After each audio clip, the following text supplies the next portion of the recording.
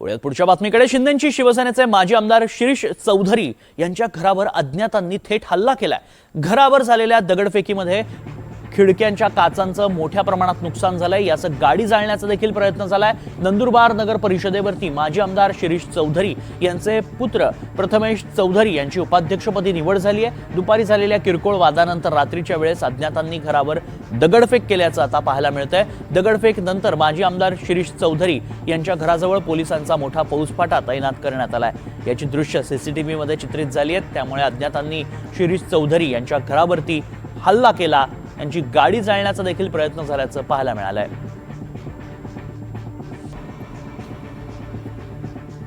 अज्ञातांकडून गाडी जाळण्याचा प्रयत्न झाला। शिवसेनेच्या माजी आमदाराच्या घरावर हा हल्ला अज्ञातांनी केल्याचं पाहायला मिळतंय। दुपारी किरकोळ वाद झाला आणि रात्री मात्र थेट काही 4 ते 5 जणांनी त्यांच्या घरावर येत हल्ला केल्याचं पाहायला मिळालंय।